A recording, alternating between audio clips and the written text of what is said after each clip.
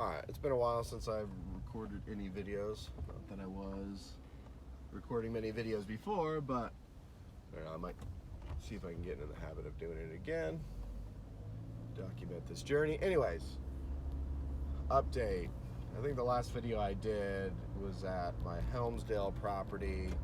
I was working on the home theater marquee entrance. All that turned out well. That property has been performing well for the last year or two, even during increasingly worse economic times. It's still been doing consistent, and I think that's just due to just the niched theme of that Airbnb. Since that time, I also finished my second standalone full-time short-term rental property, my Wayne property, French themed and stuff, kind of very whimsical and everything that way. That was a major labor of love, taking that house from basically like crack house status to completely renovated. And then initially we got the upstairs going. The basement was still a mess. Basically, our belongings and all my tools and crap like that. But we started renting the above section just to start bringing in income because we needed to. While I was working on renovating the basement, I've then renovated the basement. I'll have to give you a tour at some point. But really nice gym in there, 3-bedroom house, full-on like large dining room area, great backyard. Eventually in the future I'll add like a home theater, like an outdoor projector setup, which will be nice. There's a gym in the basement. I'm probably gonna add like a silent disco room to frame up another wall and stuff that way. I recently had that house appraised. Bought it for $113,000. It appraised for $268,000. Probably would already appraise even a little bit more with what I've done in the basement. So had it appraised at a cash out refinance, pulled about just a conservative amount, a little under $70,000, added another $5,000 or so of my own money. Bought my first piece of land, 3.5 acres, just on the outskirts of town in a great area here in my city of Lynchburg. So 3.5 acres, mostly flat, really nice land. And the last couple of months have been working on a new home build. So that's definitely been very much a learning experience, because number one, never bought any land, standalone land before. Lots of details that way. You have to figure out, okay, what district, what am I going to be able to do for it? You got to, answer a lot of questions so it can do or won't do kind of your end game plan in terms of investment potential and stuff like that. But yeah, so we bought the land and then been working with a 2D CAD designer, someone from Sri Lanka, 2 women, really good, really responsive, really great at their job. So just been working through, ultimately just started with just a very basic sketch, on piece of paper, nothing fancy, and just working from there to slowly modify and revise, and what hopefully soon we will start building, about a 5,200 square foot house. So it's going to be massive. Now I'm only building obviously the structure itself and finishing out fully the main level, because me and my wife and my kid, we're living in an apartment because we moved out of our last vacation rental property. So we're ready to get into a house. But I've done my due diligence to make sure that this will tick our needs and wants, short-term and long-term. And how's that the case? All right, the basement is going to have a very large home theater. So I did a home theater in my Helmsdale property. Obviously, I've done sound design and different post things for movies, commercials, all sorts of stuff. I like sound. I'm into movies, audiophile, at least to some degree. So I'm going to enjoy building a custom theater there, but it's going to be on steroids. I also have in the basement, it's spaced out to account for a single lane bowling alley. So that's going to be pretty awesome. So ultimately, I'll probably source a single lane, like a mini bowling lane or whatever, like duck pin bowling, something like that. Easier to maintain, not crazy like mechanical stuff, because it's basically, they're held on strings. It's like a pin setter machine. But ultimately, I would source that when I get to that point from a wholesaler on Alibaba. You can get them around like $15,000 to $16,000. So obviously a decent chunk of change, but not crazy compared to, you know, spending $100,000 on a full 100-foot length bowling alley. So yeah, so movie theater, bowling alley lane, a very large bedroom, its own kitchen / bar area. It will have its own gym as well. So when I finish that out, even while we're living there, we'll have a source of revenue, whether that's our third vacation rental property, or if we need to just long-term rent it for a time. Lots of good options there. I'll be finishing out the second level, which will add like another 1,400 square foot or so. The living room area is open to the full height of the second floor and stuff that way. But then we have additional bedrooms and everything like that. So the main level and the second level, where we'll be living at least short term, will be about 3,000 square foot. We'll also, in the second level, have like a small little kitchen area, in case me and my wife want the option to have like a live-in sitter, someone basically that provides us hours of childcare and stuff like that in exchange for housing. So accommodating for that. And then I'm also building an outdoor bathroom setup, which will work out great for the eventual in the future pool setup that we'll do. But then also more short-term wise, because I'm always thinking like, worst case scenario, protect the downside. What can I do, like, if things continue to get harder as they have been, to bring in extra money or offset the mortgage, things like that.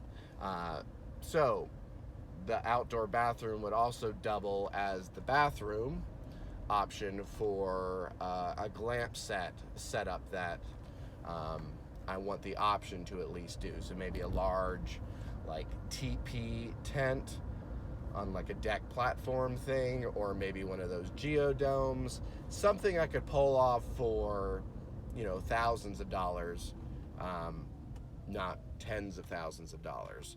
The basement's, you know, set up or whatever, that will take a lot of money to do, at least to fully outdo it. So I kind of I'm ticking the box for like short-term ways to offset our mortgage or bring in additional revenue, then longer-term options to bring in additional revenue, and then when we would eventually move, it's going to be a giant home to facilitate large groups. So there's I mean, especially with COVID and all that kind of stuff, everybody and their mother got into the Airbnb game, so saturated the market.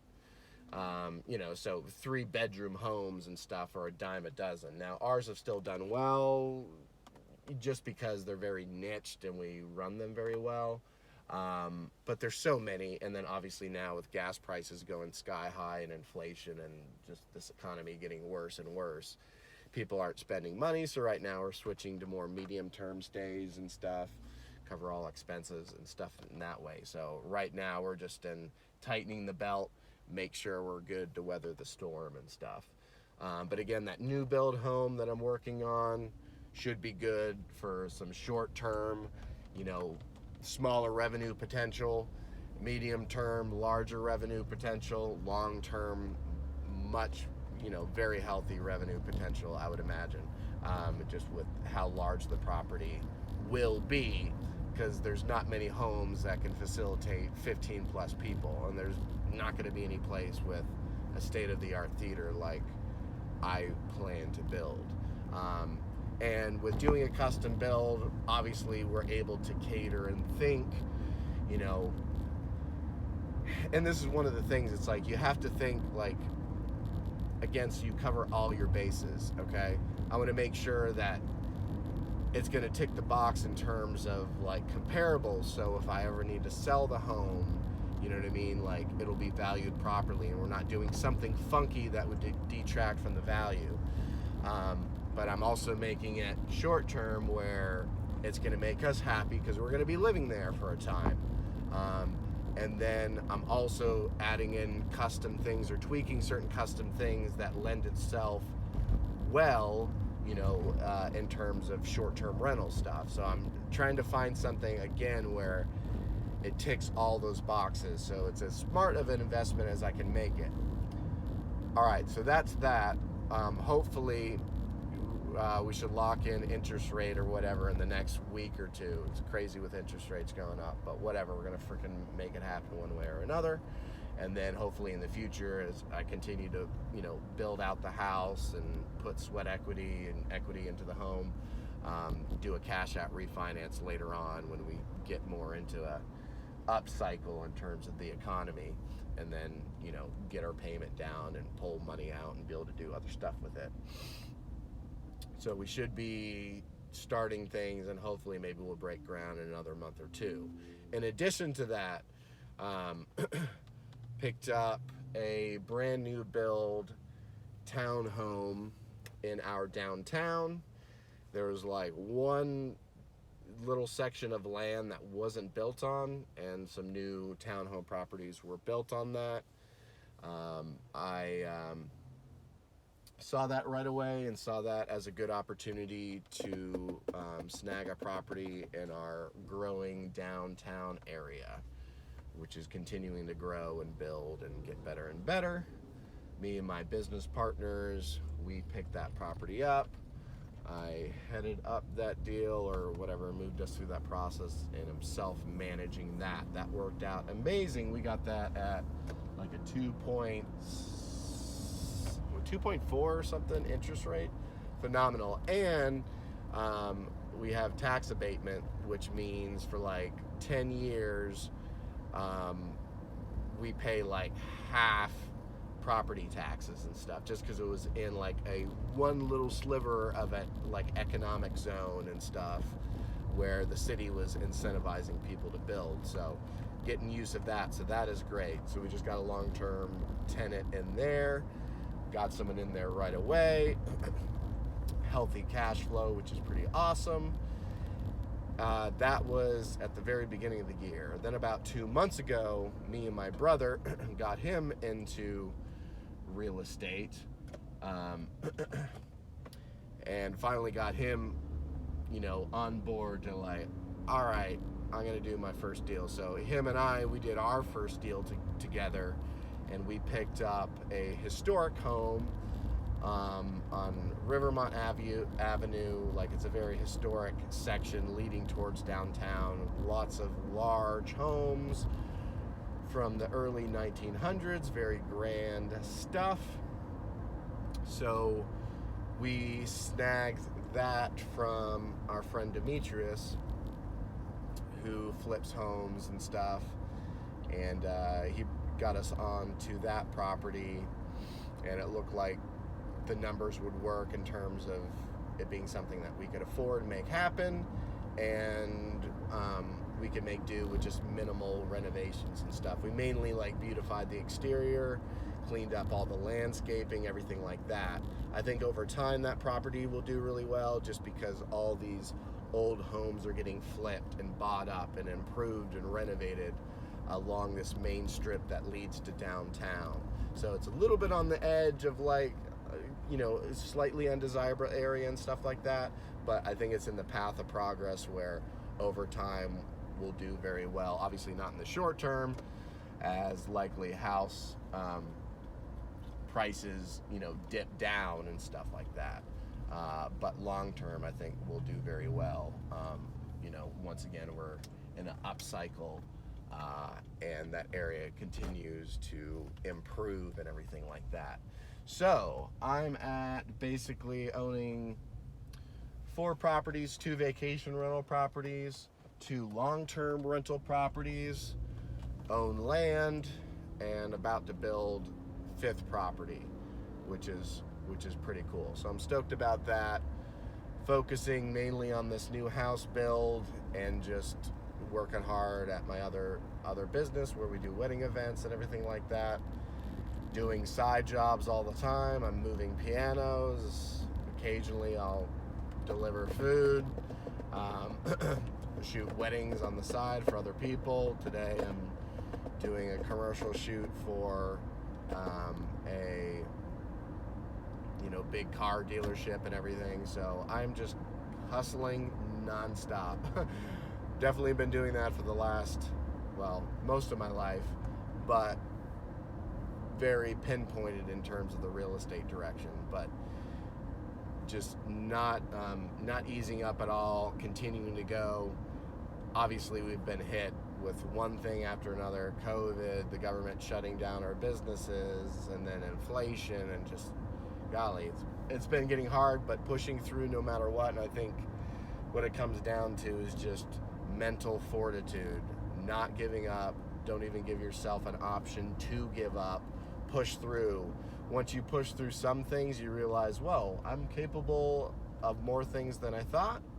And then the next time you hit a hurdle, it's a little scary, but then you reflect, hey, you know what? I pushed through something difficult last time. I'm going to do it this time. I'm going to figure it out. I'm going to do whatever I have to do. So I'm always very humble, and in the terms of just if I got to clean toilets, I'll clean toilets. If I got to clean one of our Airbnbs, I'll do that. If I got to get messy, dirty, whatever, I will do literally anything I freaking have to do to make things work. And I think that's the difference between people that ultimately play the long game and succeed, and others that, want all the spoils, but are not truly in it to win it, I guess, but are not in it to sacrifice and do what's difficult, because they just want the spoils without any hard work. And it's freaking damn hard work. But even though I'm not the smartest person in the world, I am making headway and things are working. Maybe not as rosy as I had planned. Obviously been thrown a lot of curveballs, but it is moving along. I've set my bar pretty high, and even if I can't meet that mark because life gets in the way, I'm still, it's that whole thing of shooting for the stars. You land in the clouds. You're still way higher than you ever thought before. Instead of just being so conservative with any aspirations or any goals and then getting nowhere. It's been a lot of growth. It's been very difficult and uncomfortable, but I've been becoming more comfortable with the uncomfortable situations and stuff, and that has been really cool. And I like progress. I like moving up, and I'm seeing that. And this year, my most complicated tax situation year, finally the first year that I've also just spent money out the wazoo to bring other people on, tax help, CPA, tax accountant. Before that, I always did stuff myself, which was good in the sense of I learned all the ways to do write-offs and how to properly, account for certain things and stuff like that. But my situation's gotten too difficult, and I'm investing for the long term. It always hurts to spend money when you don't feel like you're making anything, because I'm becoming more asset rich, but I feel poor in terms of cash, because every dollar I make just goes out the window to pay for something, to go into an investment, or to be saved for the next property and stuff like that. I'm looking at doing some real estate coaching here at the end of the year. Well, that will be a good chunk of change. Again, another very uncomfortable thing, but I'm gonna frickin' do it, because if I just flip one house, it'll more than pay for that coaching thing, and I'll just have accountability, and be held to account to actually perform and obviously make the money that I'm going to spend worth it in terms of the coaching and stuff. So my plan mainly is finishing out building this home so me, my wife, and child can get out of this apartment. We're freaking tired of it. Again, but we've done what we've had to do to sacrifice. But we're ready to be in a home that's ours again, and get a little reward for all the hard work we've done and stuff. Um, but yeah, so just focusing on that mainly in my other business and stuff that way, and just pooling cash. Um, especially as we're going into harder economic times. But then I plan to, along with my brother, to do some house flips. So at least two. That's like has to be the bare minimum. Flip two homes, and then we at least acquire one additional long-term rental. Ideally, more like 2 to 4, flips of houses, and add another 2 long-term rental properties. So this one that we bought, we were able to, we even just on the side, we call it our like after normal work. We improved and did all the renovations we needed to get tenants in there in about a month.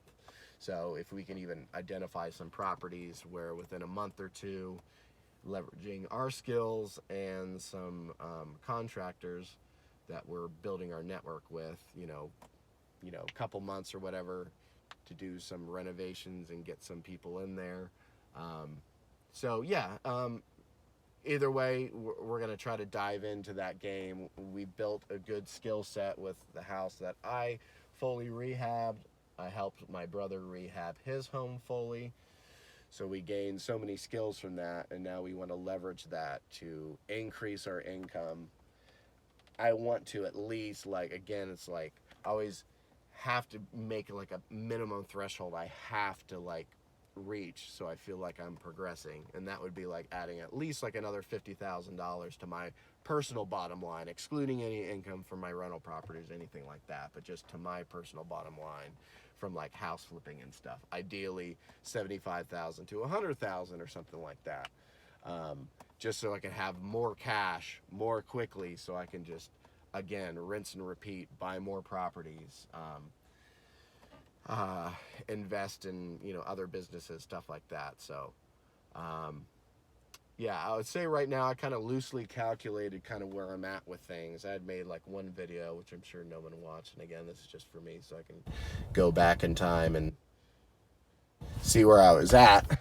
I don't know, or my daughter, maybe she'll find it interesting or something. But yeah, I think I'd said like 2 years I want to reach like millionaire net worth or whatever.